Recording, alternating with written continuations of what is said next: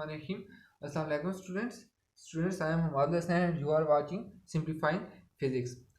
Students, आज हम आपके चैप्टर नंबर 12 का लास्ट टॉपिक करने जा रहे हैं जो कि है charging and discharging of a capacitor.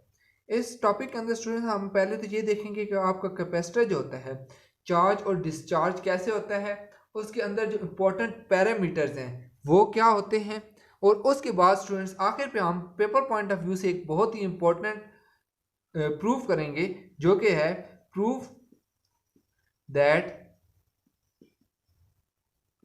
Are C is equal to T. ये आखिर पे आपको एक प्रूफ मैंने कराना है, इसी वीडियो लेक्चर के एंड पे आपको मैं कराऊंगा। तो स्टूडेंट्स चलें स्टार्ट करते हैं अपना टॉपिक। स्टूडेंट्स आपको पता है कि पैरेलल प्लेट कैपेसिटर हमारे पास क्या होता है, हमारे पास दो इस तरह की कोई प्लेट्स होती हैं जिनके दरमियान कोई ना कोई हमारे पास डिस्प्लेसमेंट होता है डी, और ये हमारे पास कनेक्ट होती है किसी बैटरी के साथ, और इस बैटरी के थ्रू हम इन प्लेट्स को चार्ज या डिस्चार्ज करते हैं, इनके ऊपर हम चार्जेस डिपॉजिट करते हैं। हमने स्टूडेंट्स ये भी देखा था कि ये जो चार्जेस होते हैं ये इमीडिएटली इनके ऊपर डिपॉजिट नहीं हो जाते, बल्कि इसको कुछ टाइम रिक्वायर्ड होता है हमें कैपेसिटर को चार्ज या डिस्चार्ज करने में। अभी हमने वही इंपॉर्टेंट पैरामीटर देखना है कि वो टाइम रिक्वायर्ड क्या होता है और कितना टाइम हमें रिक्वायर्ड होता है। तो स्टूडेंट्स स्टार्ट करते हैं अपना लेक्चर।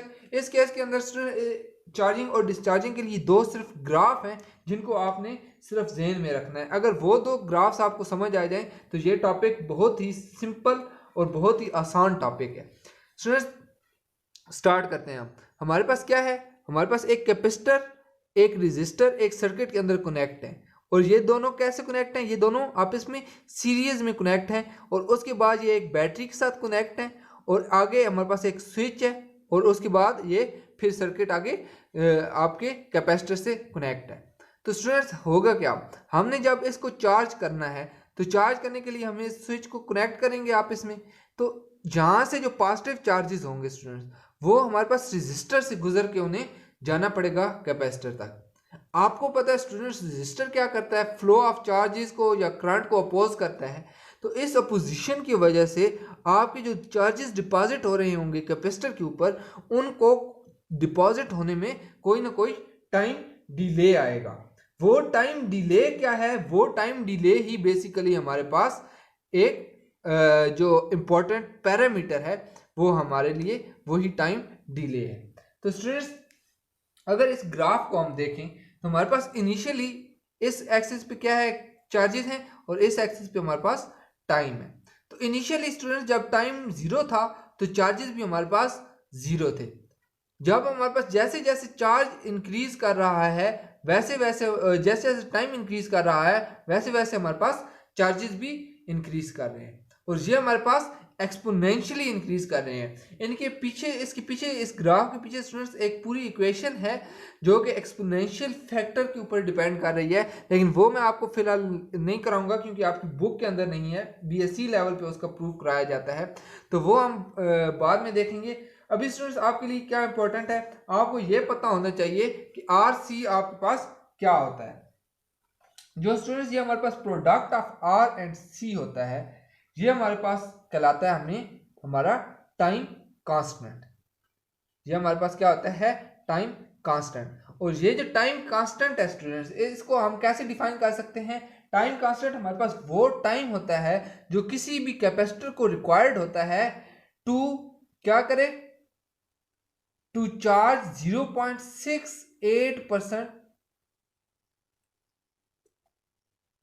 कि जब आपको पता है स्टूडेंट्स जब कैपेसिटर आपका चार्ज होता रहेगा इसके बाद इसकी एक मैक्सिमम लिमिट आ जाएगी, उस लिमिट के बाद ये चार्ज होना छोड़ देगा। वो लिमिट क्या होगी कि जब इन दो जो आपके पास कैपेसिटर्स हैं इन दोनों की प्लेट्स के दरमियान जो पोटेंशियल है और जो बैटरी का पोटेंशियल है जब इक्वल हो जाएगा, उसके बाद इसका आपके पास इसके ऊपर कोई चार्ज डिपॉजिट नहीं होगा।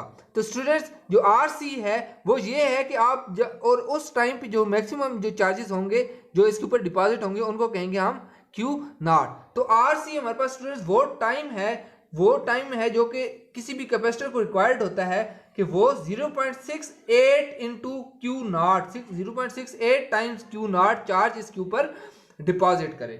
तो स्टूडेंट्स ये आरसी अब हम देखते हैं हमारे पास जो आपकी फिगर नंबर 12.28 गिवन है उसके मुताबिक वो कुछ इस तरह की फिगर गिवन है। ये हमारे पास जो फिगर है ये हमारे पास है स्मॉल आरसी के लिए, और ये जो हमारे पास है ये हमारे पास लार्ज आरसी के लिए है, लार्ज आरसी, और ये हमारे पास है फॉर स्मॉल आरसी। अब इसको अगर हम आगे देखें स्टूडेंट्स तो हमारे पास क्या है, हमारे पास जब लार्ज आरसी होगा, जब लार्ज आरसी होगा तो ये एक सैचुरेशन जो पॉइंट है, यानी जब आपके पास क्यू नॉट यहाँ पे जब होगा उसकी वैल्यू आपके पास जल्दी आ जाएगी एज कंपेयर टू आरसी जब आपके पास स्मॉल होगा। यानी जितना छोटा आरसी होगा उतनी देर के बाद आपके पास ये सैचुरेशन पॉइंट आएगा, और जितना आपके पास बड़ा आरसी होगा उतने ही जल्दी आपका कैपेसिटर चार्ज हो जाएगा, इन सिंपल वर्ड्स। इसी तरीके से अगर हम इसकी डिस्चार्जिंग को देखें तो डिस्चार्जिंग के लिए भी इसी तरह के एक फिगर है आपके पास जो कि फिगर नंबर 12.29 है। उसमें हमारे पास क्या होता है,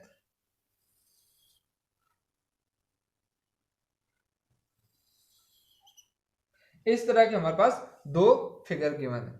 ये हमारे पास जो पॉइंट है ये हमारे पास क्यू नॉट है, यानी सी वी नॉट, यानी मैक्सिमम जब आपके पास चार्ज होगा।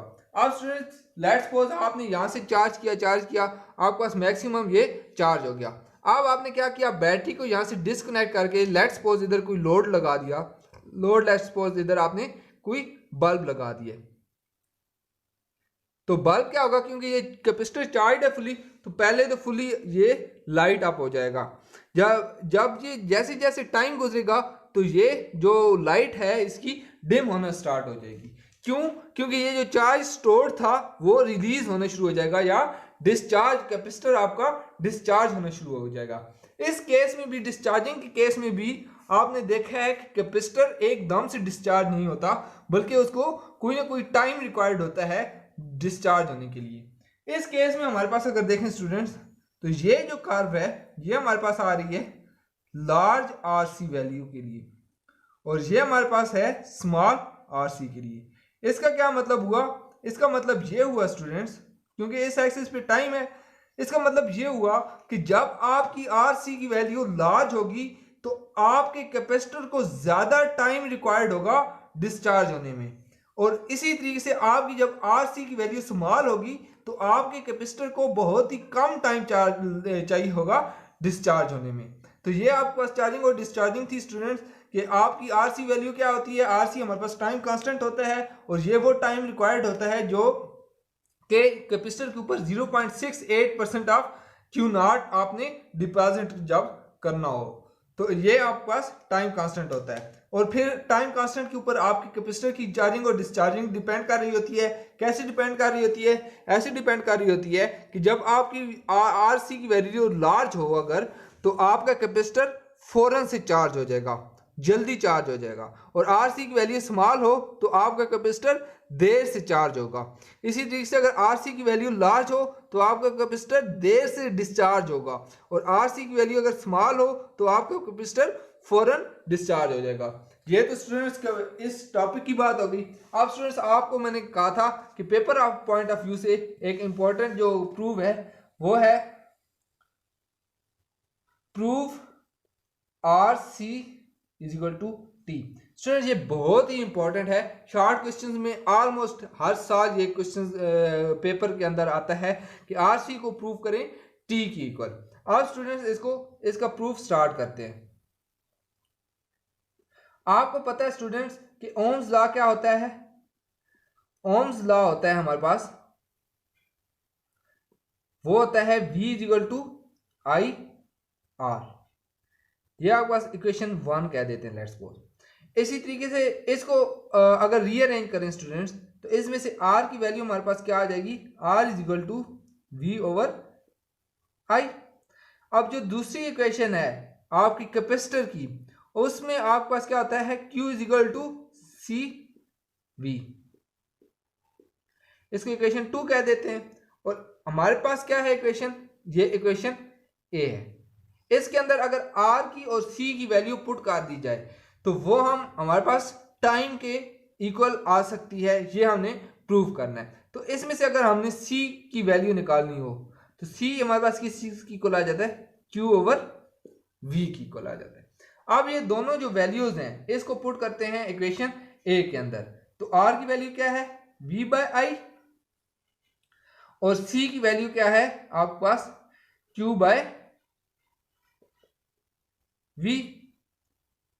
अब स्टूडेंट्स इसको आपस में अगर देखें तो v और v आपस में क्रॉस हो रहा है, पीछे आपके पास क्या बच रहा है, q is equal to I, q over I. अब स्टूडेंट्स आपको पता होना चाहिए कि करंट क्या होता है। करंट आपके पास स्टूडेंट्स पता है आपको कि I किस चीज की इक्वल होता है, rate of change of charges with respect to time, यानी I is equal to charge per unit time होता है, या flow of charges is called current. तो I इज इक्वल टू क्या होता है, Q बाय T। तो यहाँ पे अगर इसके अंदर I की वैल्यू पुट कर दें या इस Q को रीअरेंज कर लें तो हमारे पास क्या आएगा इस इक्वेशन को, Q is equal to I T. तो यहाँ पे Q की अगर ये वैल्यू पुट करें तो आपके पास क्या आ जाएगा, आई टी डिवाइडेड बाय आई। तो आई से आप इसमें क्रॉस होगा तो ये आपके पास किस चीज की इक्वल आ जाएगा, टी। यानी आर सी का जहां से हमने स्टार्ट किया था, यहां से हमने स्टार्ट किया था कि आर सी के अंदर वैल्यू पुट करें आर की और सी की, तो आर और सी की जब वैल्यू पुट की तो हमारे पास किस चीज की इक्वल आ गई, ए की इक्वल आ गई। तो यहां से हमारा ये प्रूफ कंप्लीट हो गया। आई होप स्टूडेंट्स ये टॉपिक आपको क्लियर हो गया होगा अच्छे से। ये आपने ये बहुत अच्छे से ये प्रूफ भी करना है। एग्जाम्पल 12.16 बिल्कुल सेम पैटर्न पे है, आई होप आपको समझ आ जाएगी। वो भी बिल्कुल उसमें सिर्फ ये है कि आपने यूनिट्स को लेके चलना है। जैसे यहाँ पे हमारे पास आई और टी को हम लेके चल रहे थे और क्यू और सी को, आपने उसमें यूनिट्स, इन सारी जो क्वांटिटीज़ हैं इनकी यूनिट्स को कंसिडर करना है और वो एग्जाम्पल आपसे बहुत आराम से हो जाएगी। तो स्टूडेंट्स आपका चैप्टर नंबर 12 की थ्योरी कंप्लीट हुई यहाँ पे। नेक्स्ट वीडियो लेक्चर में आपके मैं क्वेश्चन आंसर्स कराऊंगा इसी चैप्टर के, और फिर नेक्स्ट हम न्यूमेरिकल्स करेंगे। तो स्टूडेंट्स मिलते हैं नेक्स्ट वीडियो में, तब तक अपना ख्याल रखें, अल्लाह हाफिज़।